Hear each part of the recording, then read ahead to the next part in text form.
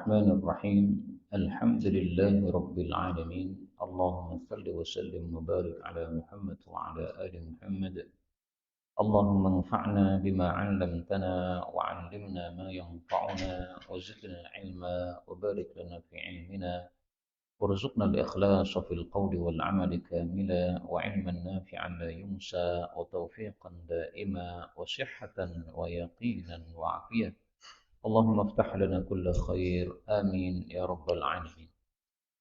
Alhamdulillah kaum muslimin rahimani wa rahimakumullah. Kita lanjutkan pengajian kitab Al-Jami' Shaghir karya Al-Hafidz As-Suyuti wafat 911 Hijriah dan kita sudah sampai pada hadis 3421.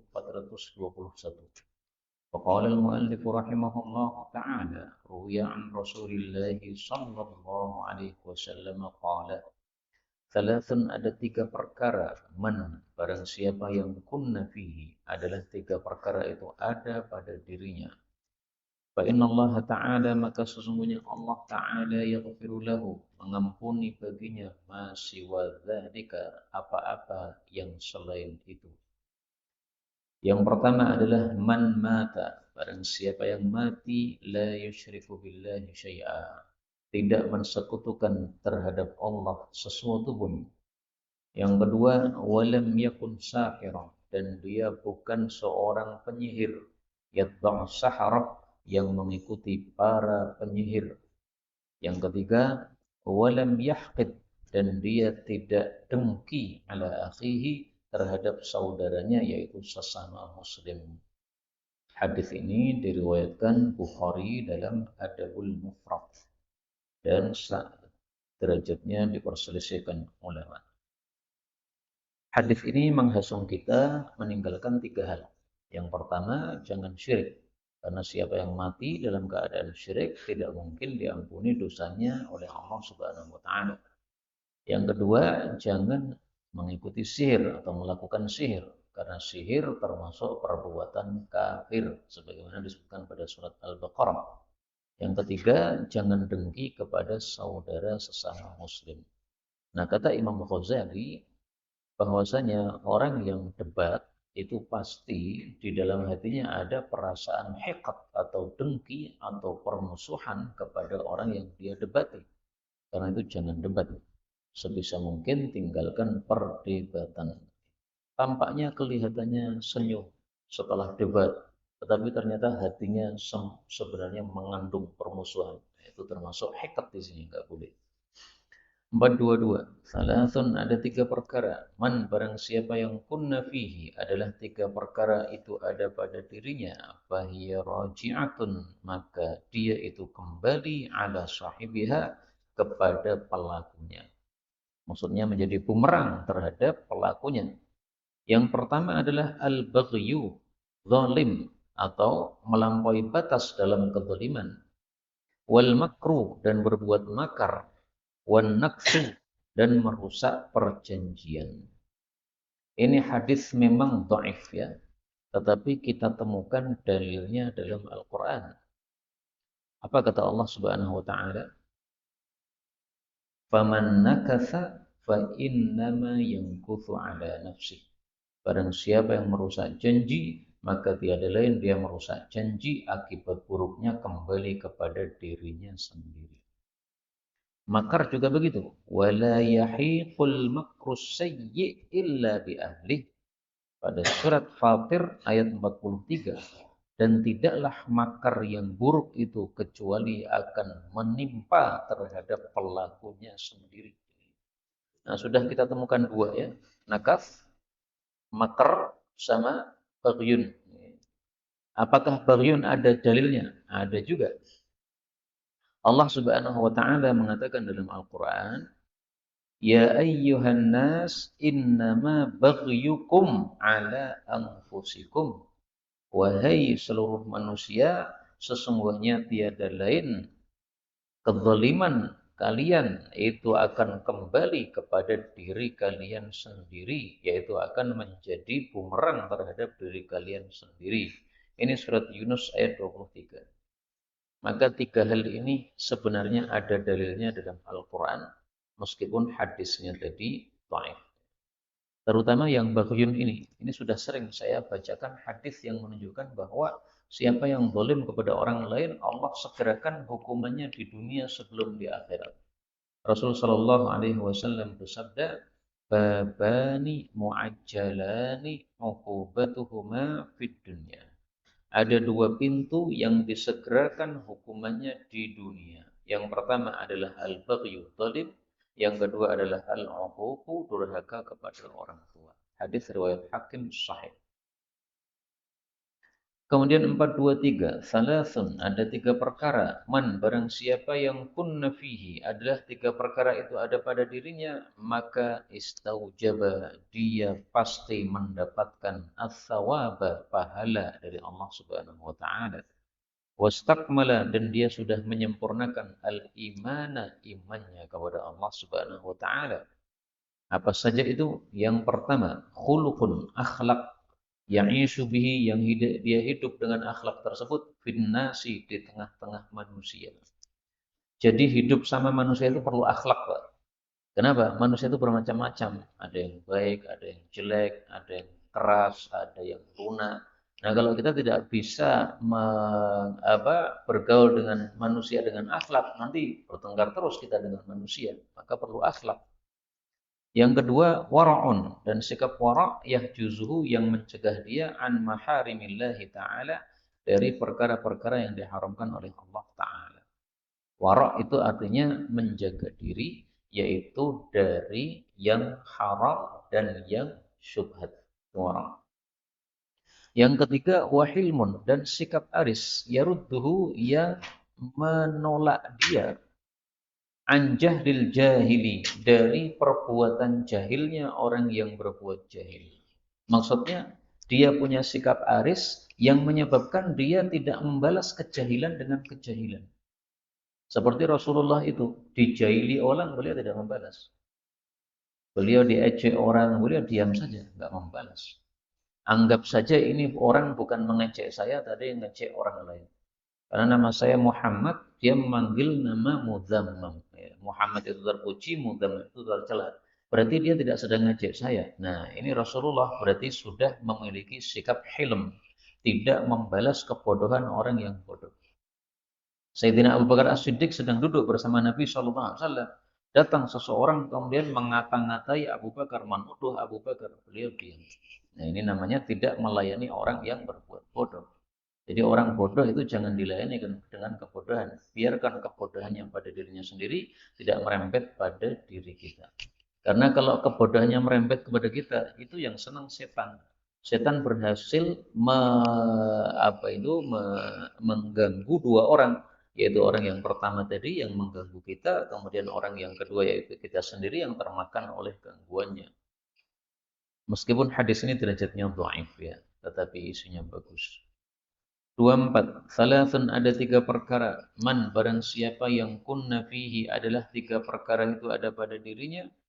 Awahidatun, atau satu saja dari tiga perkara ini. Falyatazawwaj, maka silahkan menikahi minal huril ain, dari bidadari surga, haitsu syaa, kapanpun dia inginkan. Atau haitsu itu boleh diartikan kapanpun, boleh diartikan dimanapun. Tapi ini ditafsiri oleh para ulama, maksudnya bebas dia menikahi hurun in berapapun. Siapa saja? Satu, rajulun, seseorang, uktumina, yang dia itu diamanai ala amanatin, atas satu amanah. Fa'addaha, lalu dia menunaikan amanah itu, makhafatallahi azza wa jalla, karena dia takut kepada Allah azza wa jalla. Amanah itu adalah semua hak orang lain yang wajib kita tunaikan kepadanya. Itu namanya amanah. Titipan itu amanah, karena itu haknya orang lain. Maka seorang pejabat korupsi berarti tidak amanah, karena tidak menyampaikan hak kepada orang lain. Yang kedua, warajulun, dan seseorang khalla, dia membebaskan an qatilih, dari orang yang sudah membunuh dia.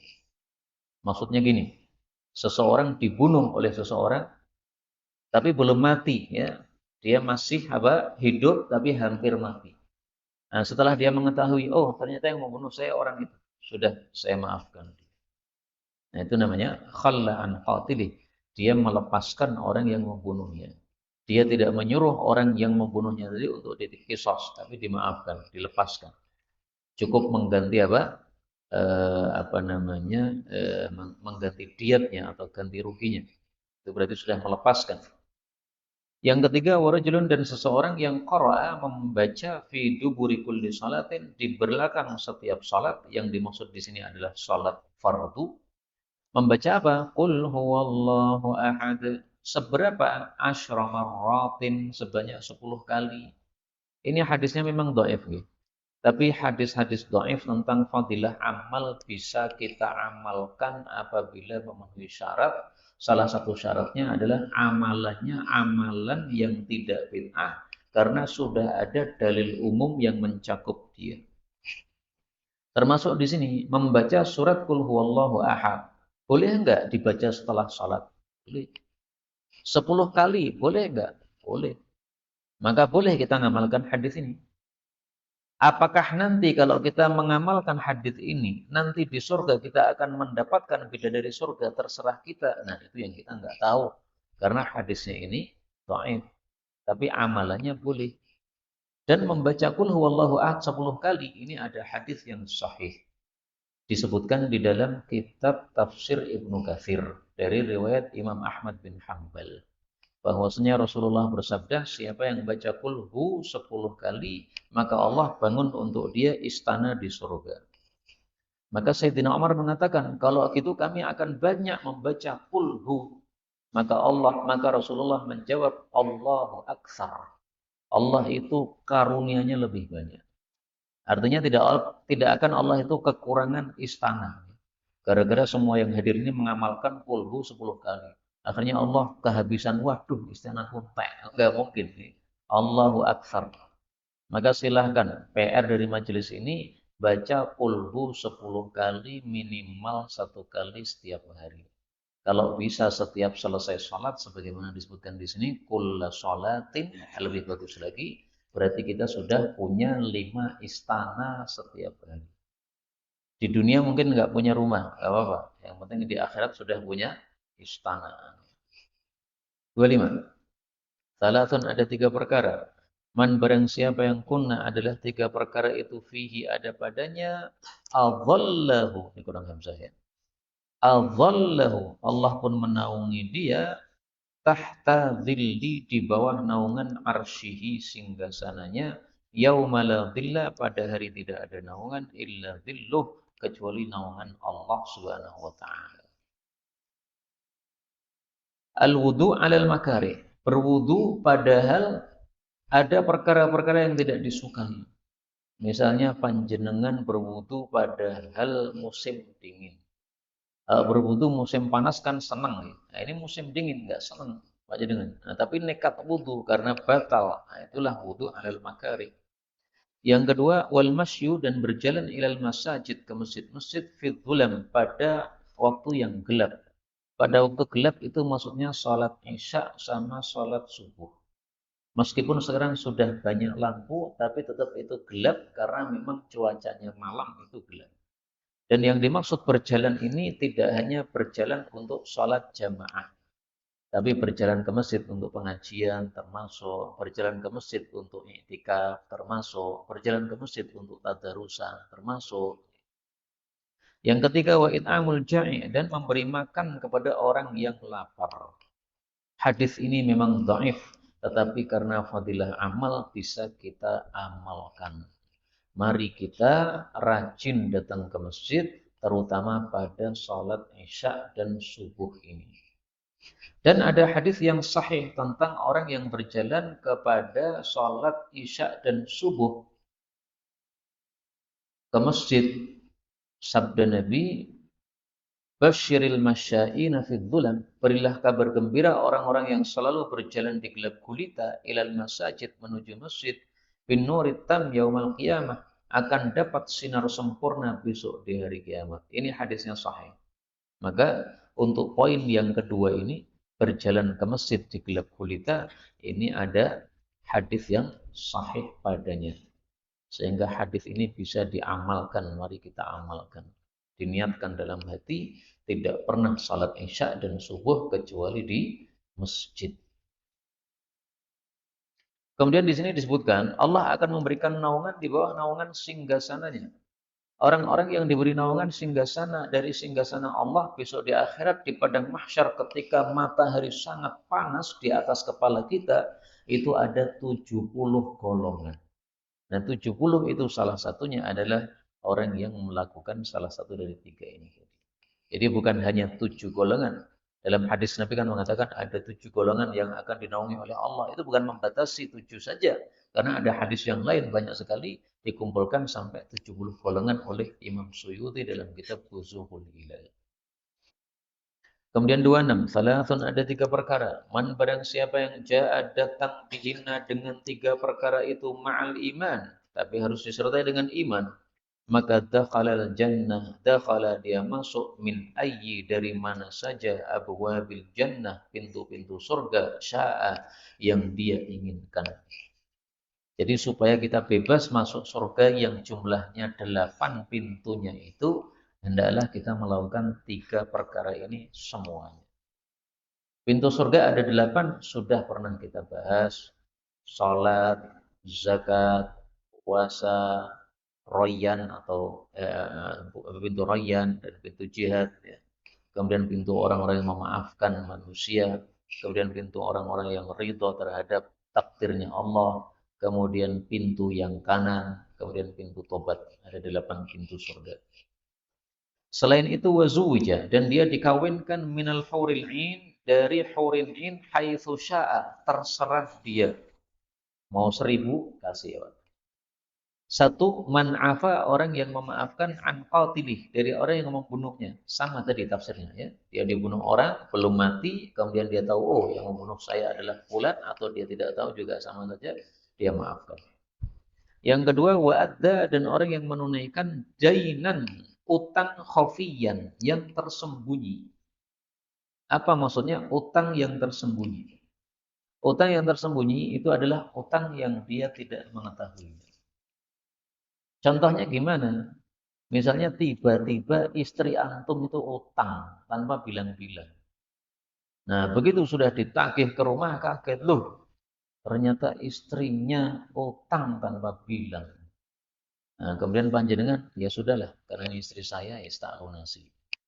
Besok dinasihati, besok lagi kalau utang jangan begitu. Utang itu bilang dulu ya untuk apa utang ini. Nah, panjenengan melunasi utang yang panjenengan asalnya tidak tahu, tapi kemudian panjenengan lunasi. Nah, itu termasuk ini dainan khafiyah. Atau contoh lain, bapak punya utang, tapi anaknya nggak tahu. Nah, begitu bapaknya mati, ditagih oleh orang yang utang. Itu namanya dainan khafiyah. Oh, bapak punya utang, baik, saya lunasi. Karena termasuk birrul walidain ini ya, bapaknya mati punya utang, dilunasi oleh anaknya. Yang ketiga, wa qara'a, dan membaca fi dubri kulli salatin, di belakang setiap salat, maktubatin yang fardu. Nah, di sini ada kata-kata maktubah, salat fardu. Berarti hadis yang tadi itu ditafsiri dengan hadis ini. Setiap salat fardu selesai, membaca 10 marratin, 10 kali surat Qul huwallahu ahad.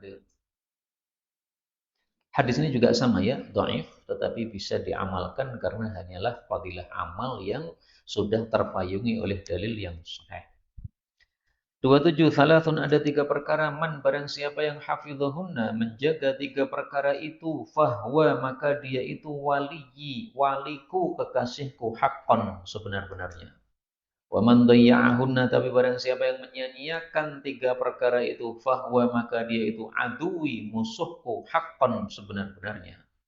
1, as-shalah, amalan salat. Karena salat adalah amalan yang paling utama.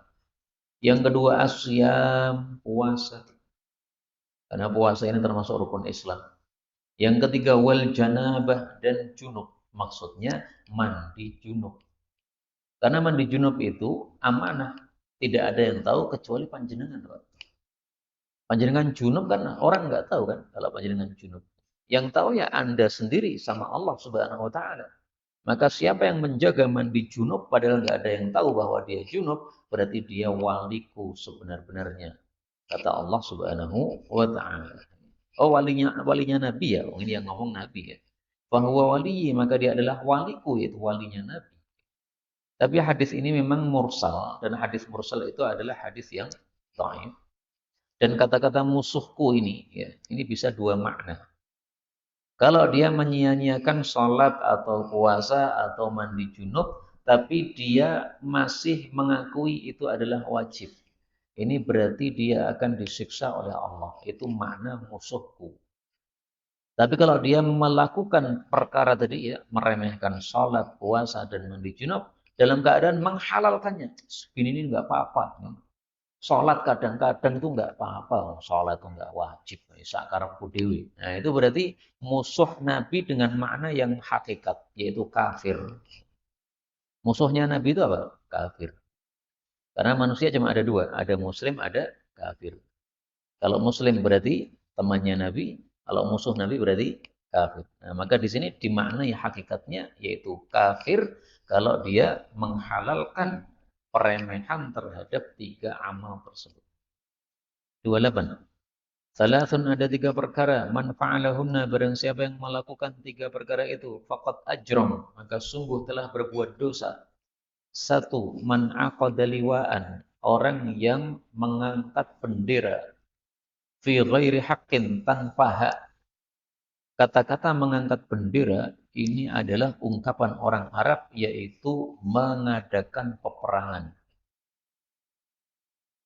Kalau bahasa Indonesia mungkin menabuh genderang perang. Apakah itu harus ada tabuhan? Tidak harus.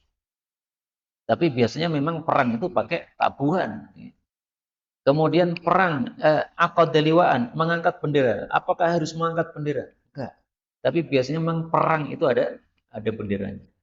Nah, maka kata-kata ini aqadaliwaan itu maksudnya apa? Melakukan peperangan tapi tanpa hak. Memerangi orang tapi sebenarnya dia yang salah. Misalnya serempetan sama seseorang, kemudian raprimo, akhirnya ngajak seluruh teman-temannya, apa namanya, untuk mengkeroyok sekampung itu. Ini apa-apaan kayak begini. Perang kok tidak tanpa hak kayak begini. Yang kedua, au'aqqa, atau dia itu durhaka walidayhi, kepada kedua orang tuanya. Yang namanya orang tua itu yang melahirkan kita. Baik itu bapak ibu, maupun kakek nenek, maupun ke atasnya. Karena semua itu yang ke atas, itu yang penyebab kelahiran kita. Yang ketiga, awmasya, atau dia berjalan ma'adzalimin, bersama orang zalim, liyang surah, untuk menolong si zalim tadi. Nah, siapa yang melakukan salah satu dari tiga ini, berarti dia sudah berbuat dosa. Sudah termasuk mujrimin. Sementara Allah Subhanahu wa taala mengancam orang-orang yang al-mujrimin di dalam Al-Qur'an. Apa kata Allah Subhanahu wa taala? Allah mengatakan, wala yuraddu ba'suhu 'anil qaumil mujrimin. Tidak akan bisa ditolak siksaan Allah terhadap orang-orang yang mujrim, yang melakukan perbuatan dosa. Jadi kata-kata ini maksudnya adalah ancaman dari Nabi SAW. Siapa yang melakukan ini, Allah sudah siap kirim dosa, kirim siksa kepadanya. Tapi memang hadis ini derajatnya juga dhaif. 29.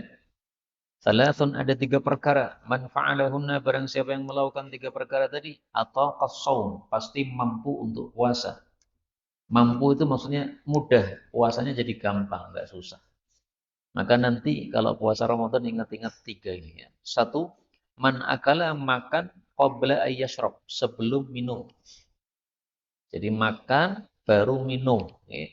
Setelah makan, minum. Insya Allah panjenengan kuat puasa, mudah puasa. Yang kedua, tasahhara, makan sahur. Jadi sahur itu meskipun sunnah, sepakat para ulama bahwa sahur itu sunnah, tapi jangan ditinggalkan. Karena sahur itu menyebabkan munculnya kekuatan.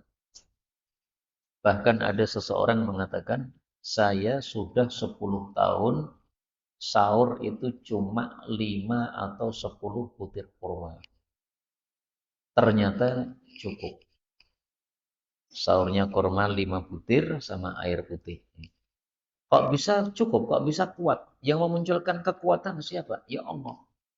Karena Rasulullah bersabda bahwasanya sahur itu mubarak, diberkahi. Nah, berkahnya salah satunya itu dimunculkan kekuatan itu. Tapi kalau nasi, 5 butir nggak mencukupi mungkin. Beda antara nasi 5 butir dengan kurma 5 biji. Karena kurma ini kekuatannya memang lebih daripada yang lain. Yang ketiga, waqala, dan dia istirahat siang. Namanya qailulah. Jadi qala itu kadang-kadang diartikan berkata, kadang-kadang diartikan qailulah. Makanya ada ungkapan ini termasuk apa namanya teka-teki. Man qala tahta syajaratin batala wudu'uhu. Apa maknanya? Kalau orang nggak paham qala itu artinya qailulah, dia akan mengartikan siapa yang berkata-kata di bawah pohon wudunya batal. Loh, kok bisa ngomong di bawah pohon wudunya batal? Oh, nggak begitu. Qala itu qala di sini, tidur qailulah. Siapa yang tidur qailulah di bawah pohon, maka batal wudunya. Kenapa? Karena tidur di bawah pohon biasanya angler. Kalau sudah angler berarti wudunya batal. Nah, maka tiga ini menyebabkan orang puasa jadi kuat puasa. Sahur, kemudian minum setelah makan, kemudian istirahat siang. Hadisnya dihasankan oleh Suyuti. 30. Salatun, ada 3 perkara, man barang siapa yang fa'alahunna melakukan 3 perkara itu thiqatan billah, karena percaya kepada Allah, wahtisaban, dan karena mengharap pahala, maka kana haqqan, adalah pasti Allah Ta'ala, bagi Allah Ta'ala, ayyu'inahu, untuk membantu dia, wa ayyubarika lahu fih, dan bahwasanya dia Allah memberkahi untuknya. 1. Man sa'a, orang yang berusaha fi fikaki, untuk memerdekakan rokobatin, seorang budak, thiqatan billah, dalam keadaan dia percaya yakin kepada Allah, wahtisadaban, dan mengharap pahala Allah. Karena haqqan 'ala Allah, maka pasti bagi Allah Ta'ala ayyu'inahu, Allah akan membantu dia, wa ayyubarika lahu, dan akan memberkahi dia. Tapi sekarang sudah nggak ada budak, Pak. Ya sudah, nomor 2.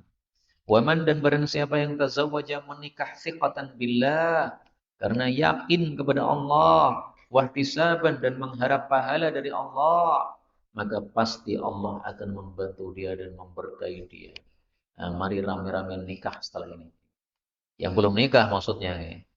Yang ketiga, waman ahya, dan barang siapa yang menghidupkan ardhan mayyitatan, tanah yang mati. Tanah mati itu tanah yang tidak ada pemiliknya dan tidak ada yang memakai. Itu namanya tanah mati. Kalau ada pemiliknya, meskipun tidak ada yang memakai, bukan tanah mati. Atau tidak ada pemiliknya, tapi sudah ada yang mendahului memakai, bukan tanah mati. Siapa yang menghidupkan tanah mati, thiqatan billah, karena yakin kepada Allah dan mengharap pahala Allah, maka pasti Allah itu akan membantu dia dan memberkahi dia. Islam itu tidak suka adanya sesuatu yang mubazir. Makanya dalam Islam ini dihasungkan kalau ada tanah mati itu dihidupkan, ditanami supaya bermanfaat. Ketika kita menanami tanah yang mati, kemudian ada burung makan dari tanaman itu, pahala ngalir sama kita. Atau ada orang lewat kemudian metik buahnya, pahala ngalir sama kita. Atau ada lalat yang nempel di buahnya tersebut, ngambil sesuatu dari buahnya tadi, ya, itu berpahala bagi kita.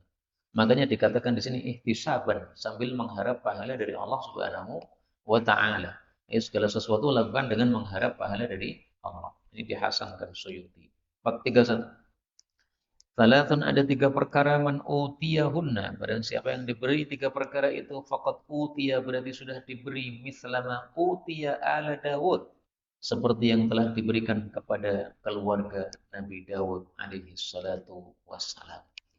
Maksudnya apa? Dia sudah diberi sifat syukur kepada Allah Subhanahu wa taala.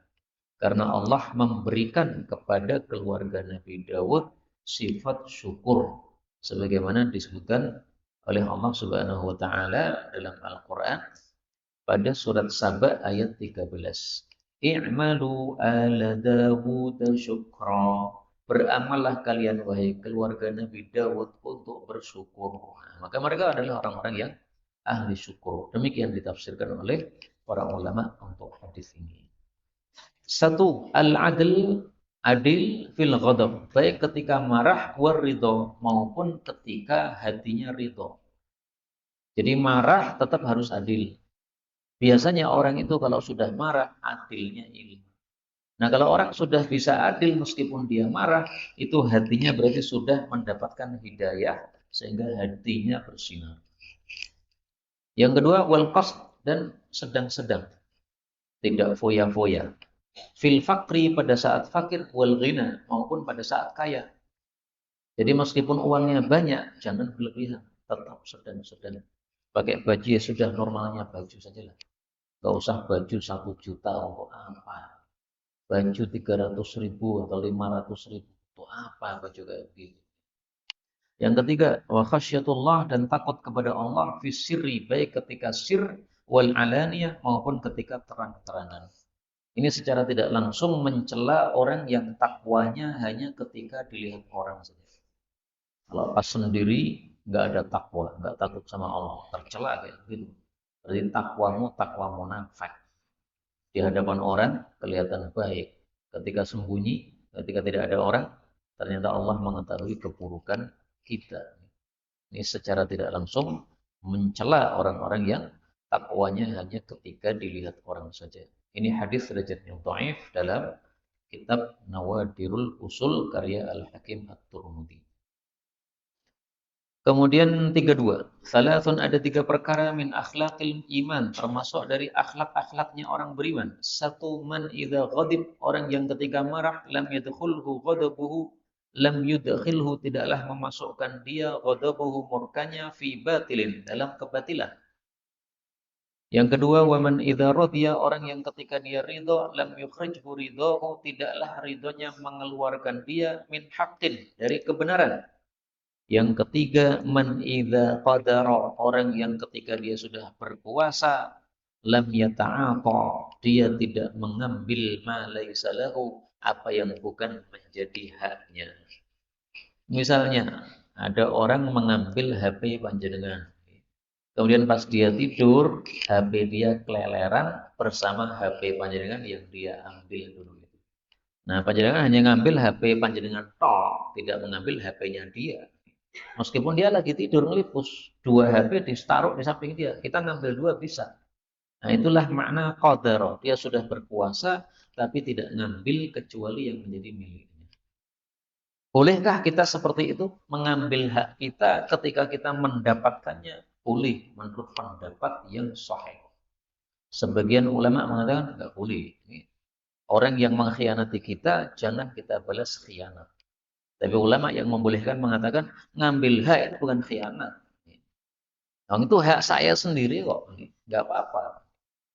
Bagaimana kalau yang diambil oleh orang itu HP kita harga 5 juta, tapi pas keleleran itu HP dia yang harganya 10 juta.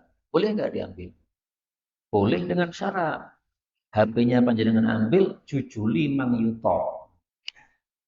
Tapi kalau ngambil semua HP-nya nggak boleh, nilainya 10 juta. Nah, jadi kita embat HP-nya, tapi kemudian kita bangunkan, Pak, tangi-tanginya 5 yuta susuk. Ini hadis derajatnya dhaif, bahkan palsu, kata Syekh Al-Albani. 33. Salatun, ada 3 perkara minal maisir, termasuk dari judi. 1, al-qimar. Qimar itu adalah spekulasi. Seperti main umbul anak-anak itu, gambar diunggul ke, nah, nanti siapa yang gambarnya terbuka berarti dia ngambil. Itu nggak boleh, nggak begitu, dosa. Nah, tapi anak kecil belum dosa, nah, bapaknya jangan membiarkan. Yang kedua, waddarbu, dan main bil ki'abi, dengan ki'ab. Ki'ab itu kubus, apa namanya itu, dadu. Jadi nama lainnya adalah nardi, an-nardu. Nah, kenapa disebut ki'ab? Karena bentuknya kubus. Jadi ki'ab itu artinya kubus. Nah, makanya Ka'bah itu apa? Disebut Ka'bah karena bentuknya begitu. Wassafir, dan bersiul bil hammam, dengan merpati. Jadi menyiuli merpati, main-main merpati. Nah, ini semuanya termasuk judi. Kalau dilombakan kemudian ada sesuatu yang diberikan. Jadi 2 orang berlomba, sama-sama mengeluarkan duit, siapa yang menang dia ngambil. Itu nggak boleh. Meskipun hadis ini mursal ya, tetapi maknanya sahih, tidak boleh kita berjudi. 34.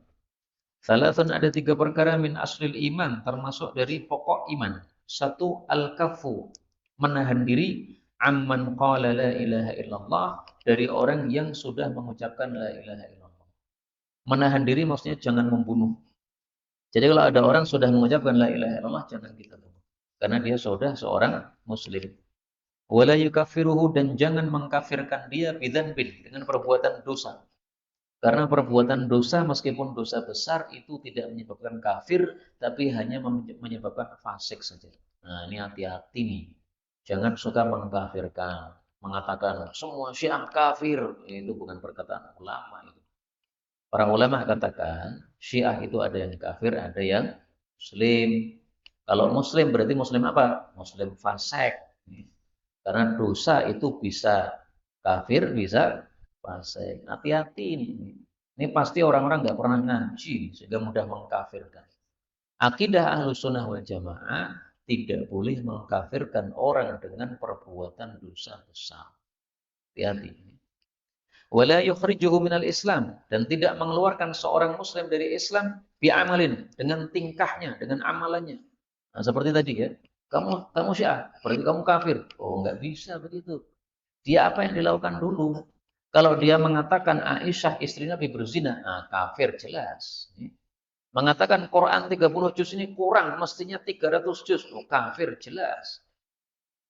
Ini yang pertama ya, aslul iman yang pertama. Aslul iman yang kedua, wal jihadu madin, dan jihad itu terus berlanjut. Mungdu ba'atsanillah, sejak Allah mengutus saya, ila ayyuqatil, sampai berperangnya akhiru ummati, umat saya yang terakhir, ad-dajjal, memerangi dajjal. Maksud ini adalah termasuk pokok iman adalah kita meyakini bahwa jihad itu sampai kiamat itu wajib, nggak bisa gugur kewajiban jihad.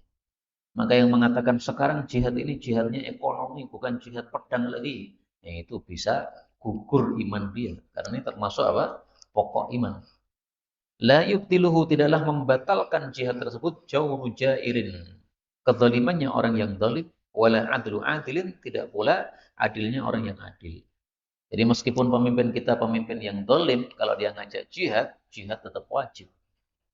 Yang ketiga, wal imanu bil aqdar, dan iman terhadap takdir Allah Subhanahu wa taala. Inilah 3 pokok iman. Tapi memang hadisnya dhaif. 35. Salatun, ada 3 perkara minal jafa, termasuk bodoh. 1, ayyabular rajul, bahwa seseorang kencing qaiman, berdiri. Karena kencing berdiri itu khilaful aula, menyelisih yang lebih utama. Lebih utama gimana? Duduk, supaya tidak nyiprat ke baju kita. Boleh kencing berdiri, tidak makruh apabila terpaksa.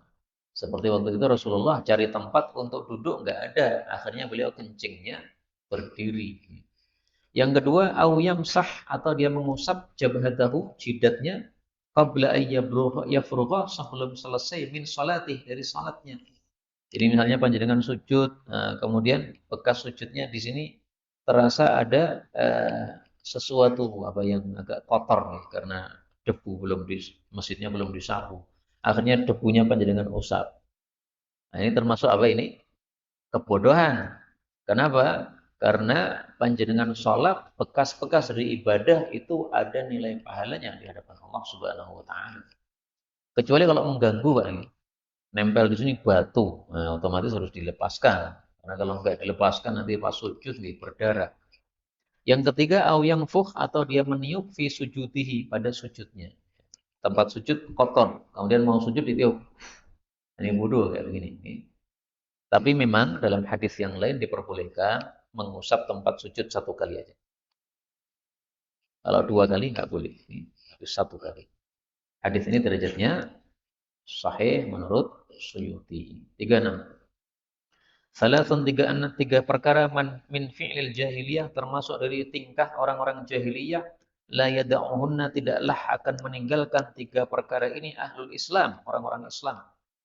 Jadi meskipun ini perkara haram, tapi umat Islam faktanya tidak meninggalkan. 1, istisqa, minta hujan bil kawakib, kepada bintang. Maksudnya keyakinan orang-orang jahiliyah dulu bahwa yang menurunkan hujan itu bintang-bintang tertentu. Sehingga kalau ada turun hujan, orang jahiliyah mengatakan ini yang menurunkan adalah bintang itu. Kalau seseorang mengatakan nazala binau ikada, ini hujan turun dengan sebab munculnya bintang itu. Karena biasanya kalau bintang itu muncul, Allah turunkan hujan. Itu masih boleh, tapi kurang bagus. Kenapa? Karena kalimatnya menyerupai kalimatnya orang kafir. Paling bagus kita mengatakan Allah turunkan hujan kepada kita. Nggak usah dikait-kaitkan dengan apa? Bintang-bintang tertentu. Karena bisa saja Allah menurunkan hujan tanpa muncul bintang tersebut. Yang kedua, wata'nun, dan mencela fin nasab, pada nasab. Itu mencela nasab orang. Mengatakan ini nasabnya putus. Seperti yang terjadi sekarang ini. Itu Ba'alawi itu, Habib-Habib Indonesia itu palsu semua itu. Nasabnya putus. Itu ta'nun fil nasab itu. Makanya sesuai sabda Nabi, ini tingkah jahiliyah, tapi umat Islam tidak pernah berhenti dari melakukannya, terbukti. Yang ketiga, wan niyahah, dan meratapi alal mayyit, atas kematian orang mati. Enggak boleh.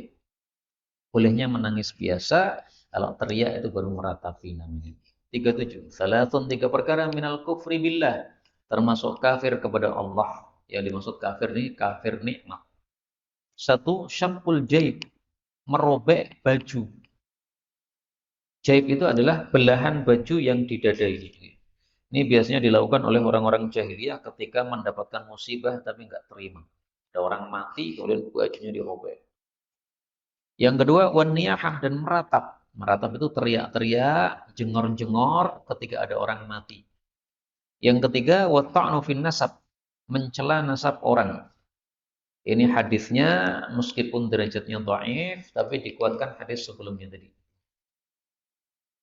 38. Salasun, ada 3 perkara min na'imid dunia, termasuk nikmat dunia. Wa in kana, meskipun adalah la na'ima laha, tidak ada nikmat di dunia. Maksudnya tidak ada nikmat yang hakiki di dunia. Semua nikmat dunia itu fana saja. Kalau nikmat hakiki ya di surga. 1 adalah markabun, kendaraan wati'un, yang cepat. Wati'un itu adalah layyinun sari'un, ya. Mudah ditunggangi, cepat tunggangannya. Gampangannya kalau sekarang, kendaraan yang tidak rusak-rusak dan tidak macet-macet. Nah, itu berarti sudah dapat nikmat, Pak. Meskipun usianya sudah tua, ya, tapi kalau panjenengan naiki kok lancar, lancar ya, wanti itu kalau bahasa kita apa? Lancar. Ya. Itu berarti sudah nikmat dunia. Syukurilah nikmat itu. Bahkan saya sering, Pak, melihat orang itu naik mobil bagus tapi macet di jalan. Sampai dalam hati saya bilang ya, mending mobilku tua ora macet. Mobil yang jenengan C6 tapi macet. Nah, lebih mending lagi kalau 6 tur ora macet. Tapi faktanya banyak mobil-mobil muda macet, Pak. Maka kalau motor kita tidak macet itu sudah nikmat sudah. Yang kedua, mar'atus shalihah, istri yang shalihah. Definisi solehah sudah dulu ya. Orang yang melakukan 2 kewajiban. Kewajiban kepada Allah dan kewajiban kepada makhluk. Nah, itu namanya solehah. Maka istri solehah itu istri yang melakukan kewajiban kepada suaminya, kewajiban kepada anak-anaknya. Pokoknya semua kewajiban atau haknya manusia dia lakukan. Itu namanya soleh. Yang ketiga, wal manzilul wasi', dan rumah yang longgar. Nah, kata-kata longgar ini jangan disalahpahami. Wah, berarti rumah harus besar. Tidak. Karena buktinya rumah Rasulullah itu rumahnya semuanya kecil-kecil, nggak ada yang besar. Maka longgar ini maksudnya adalah longgar terhadap penghuninya, terasa nyaman terhadap penghuninya. Meskipun rumah panjenengan kecil, tapi kalau terasa nyaman itu sudah manzil wasi'. Ada rumah itu besar, tapi penghuninya merasa nggak nyaman. Ada orang itu tidur di musola, padahal rumahnya besar, makrum-makrum. Istrinya 2. Kenapa kok tidur di musola? Mumah ngadepi istri ini, loro kabeh, bawel kabeh. Nah, balak kabeh, akhirnya turun ning musola. Enggak usah saya sebut namanya, orangnya masih hidup. Nanti kalau nyetel video saya malah wah kurang ngajar ya, nyeritakan saya. Cukup cerita saja ya. Saya tahu orangnya, masya Allah ya, kaya raya, duitnya banyak, bisnisnya tuh jerentek-jerentek macam-macam. Tapi pernah mengalami kejadian seperti itu. 39. Salasun, ada 3 perkara min kunuzil birri, termasuk dari simpanan-simpanan kebaikan. Satu adalah ikhfa'us shadaqah, menyembunyikan sedekah. Maksudnya, kalau kita sedekah sembunyi-sembunyi, itu adalah kita mendapatkan simpanan kebaikan yang sangat istimewa di surga besok. Pahalanya besar, diistimewakan oleh Allah Subhanahu wa taala. Maka sedekah sembunyi lebih bagus daripada sedekah terang-terangan. Yang kedua, kitmanul musibah, menyembunyikan musibah, enggak cerita-cerita kepada orang. Yang ketiga, kitmanus syakwa, menyembunyikan aduan. Artinya kalau dapat musibah atau sakit, ngadunya sama Allah saja, nggak usah ngadu sama orang lain. Ini bukan berarti nggak boleh bilang loh Pak. Bilang boleh. Pak dokter tanya, sakitnya apa? Silakan bilang. Tapi tidak berkeluh kesah. Keluh kesah itu yang dimaksud syakwa di sini. Kalau mau keluh kesah sama Allah. Yaqulullahu ta'ala, Allah Ta'ala mengatakan, mohon maaf, ini hadisnya palsu. Tapi mulai dari yaqulullahu ta'ala, ini hadis sahih kita temukan dalam hadis yang lain. Yaqulullahu ta'ala, Allah Ta'ala berkata, idza btalaitu 'abdi, kalau saya menguji hambaku, fasabara, lalu dia sabar, walam yashkuni, dan tidak mengadukan saya ila awadih, kepada orang-orang yang menjenguknya, abdaltuhu lahman khairan min lahmih, saya ganti dia dengan daging yang lebih bagus dari dagingnya yang sebelumnya.